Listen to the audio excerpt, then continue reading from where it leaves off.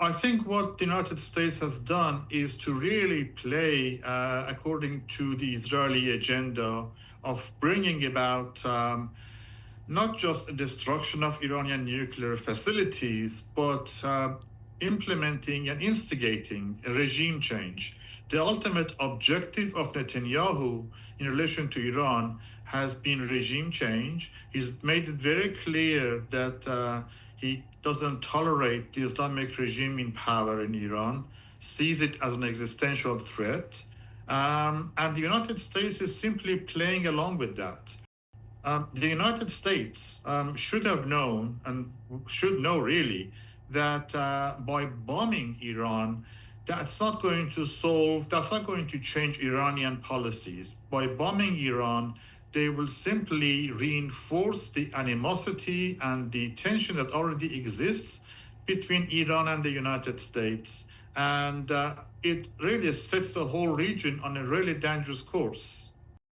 What that means is that the United States has now made itself a legitimate target of Iranian retaliation.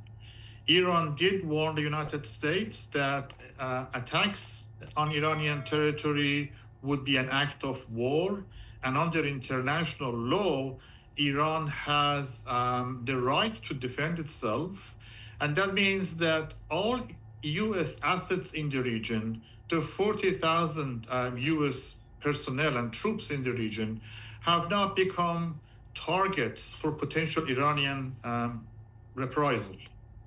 I think Iran has two options in front of it to respond diplomatically. That is, take the case to the United Nations Security Council and ask for international condemnation of U.S. unilateral attack, and which is an act of war.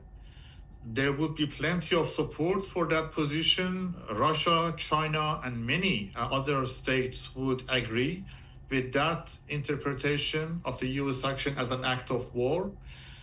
But Iran also has a military option in front of it, and there is every indication that Iran would also take that option of hitting U.S. bases or hitting U.S. assets in the region, not just directly by itself, but also using its various proxies and allies in the region. Well, the three sites are important for Iran's nuclear program as enrichment sites. Especially Fordo is deep underground, and it was very clear that Israel didn't have the technological capability to hit underground facilities, and it really needed the bunker buster bombs that only the United States has to destroy them. Now, we don't know if Fordo was destroyed. We don't know the level of damage because that's some 80 meters underground. And we don't know if there is a radiation leak as a result of the attack. So there are so many questions that we don't have answers to.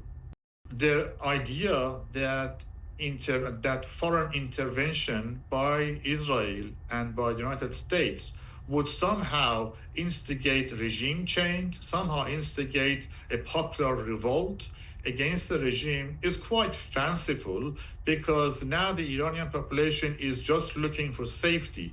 They are struggling to find fuel, to have electricity, have internet. Those are the most pressing issues for the Iranian population, and regime change is far from being first on their agenda.